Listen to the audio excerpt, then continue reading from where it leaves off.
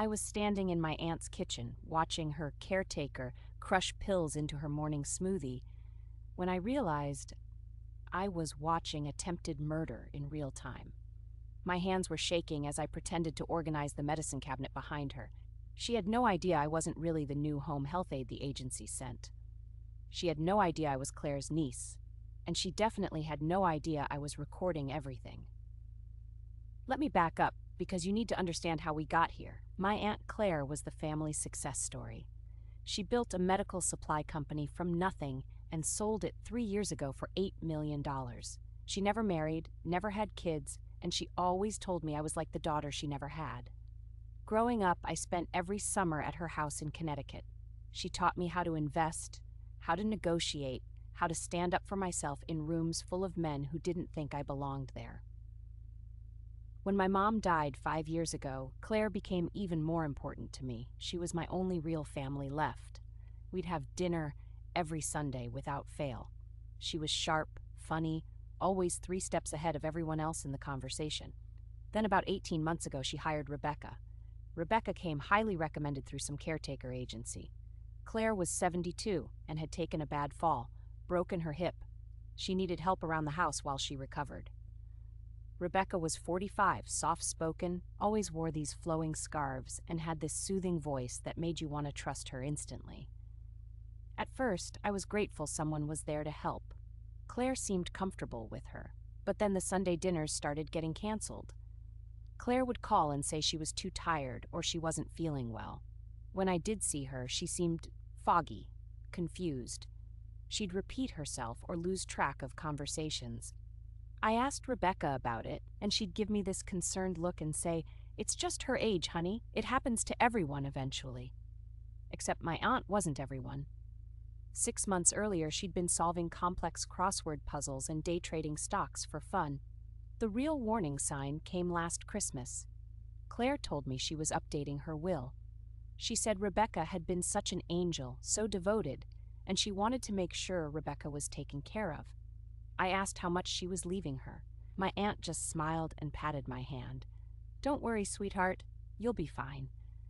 That response made my stomach drop. "You'll be fine. Not you're still inheriting the bulk of the estate, or I'm leaving her a generous amount. Just, you'll be fine." I tried to visit more often after that, but Rebecca always had a reason why it wasn't a good time.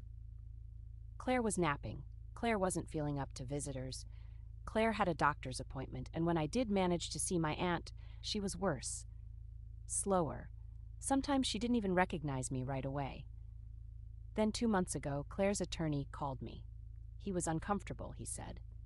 Claire had come in to change her will, alone, which was unusual because Rebecca drove her everywhere now. She'd left everything, the house, the investments, all $8 million, to Rebecca Chen. Everything. She'd left me $5,000 from an $8 million estate. I knew something was desperately wrong. But that wasn't even the worst part. I hired a private investigator. It took him 3 weeks, but he found Rebecca's history. She'd worked as a caretaker for 4 other elderly clients over the past decade. 3 of them had died suddenly and left her substantial sums in their wills. The 4th one's family had gotten suspicious and removed Rebecca before anything happened, but not before the will had been changed in Rebecca's favor. That family tried to contest the will and lost. There was never enough evidence. Rebecca was a professional. She knew exactly how to stay just barely on the legal side of the line. I couldn't let her do this to Claire. I couldn't let her kill my aunt and walk away with everything. So I did something maybe crazy. I enrolled in a weekend crash course to become a certified home health aide. It wasn't hard, basic CPR, how to help with mobility, medication management. I used my married name from my brief marriage years ago. Claire didn't even know I'd gotten divorced. I had a friend who ran a home health agency create a fake file for me in their system. Then I called Rebecca and told her I was a new aide the agency was sending to help a few days a week, so she could have a break. She was thrilled. She'd been wanting more time off. The first day I showed up, Claire didn't recognize me. I almost broke down right there. Her eyes were vacant. She smiled politely at me like I was a stranger and asked if I knew where Rebecca was. I spent a week watching, taking notes. Rebecca was meticulous. The pills she was giving Claire, she claimed they were for anxiety and blood pressure, were crushing my aunt into a fog. I recognized one of them from my research, a sedative that, in high doses over time, could cause cognitive decline that looked exactly like dementia. Rebecca was drugging her, slowly, carefully, turning her mind into mush so no one would question the will when the time came. And what I did next? Most people told me I'd gone too far. I installed cameras, tiny ones, hidden in the kitchen, the living room, Claire's bedroom. I documented everything, every pill, every dosage, every time Rebecca intercepted Claire's mail or blocked her from making phone calls. Then came the morning I watched her crush those extra pills into the smoothie. I recorded 5 minutes of footage, her humming while she worked, checking over her shoulder, the methodical way she ground the pills into powder. When she left the kitchen, I poured out the smoothie and made a fresh one. That afternoon, I called Adult Protective Services. Then I called the police. Then I called Claire's attorney and played him the videos. The next 72 hours were a blur. APS removed Claire from the house immediately. The police arrested Rebecca on elder abuse charges. They searched her room and found a stockpile of prescription medications, not prescribed to Claire, and detailed notes about Claire's daily routines, her confusion levels, her progress. Claire was hospitalized. The doctors confirmed she'd been overdosed on sedatives for at least 8 months, maybe longer. They said if it had continued another few months, the cognitive damage might have been permanent. It took 6 weeks, but slowly, my aunt came back to herself. The fog lifted. Her sharpness returned. And when she finally understood what Rebecca had done, what I'd done to stop it, she cried and held my hand for 20 minutes straight. Rebecca took a plea deal. 5 years for elder abuse and attempted fraud. The will was invalidated. Claire immediately updated it with her attorney present and a medical evaluation confirming she was of sound mind.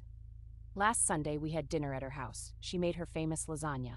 We solved the New York Times crossword together like we used to. She looked at me over her wine glass and said, "You saved my life, you know. I'd have died in that fog, never knowing what she'd done to me." I told her I couldn't lose her. Not like that. Not to someone who saw her as nothing but a paycheck. She squeezed my hand. "You're not just like a daughter to me," she said. "You're exactly the daughter I would have wanted." If you've ever watched someone you love fade away and felt powerless to stop it, I see you. And I'm here to tell you, trust your instincts. If something feels wrong, it probably is. Don't let anyone convince you that you're overreacting or being paranoid. The people we love are worth fighting for, even when the fight seems impossible.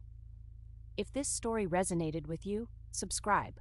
I share a new story every single week. And drop a comment below if you've ever been betrayed by someone you completely trusted. You are not alone, and you will get through this.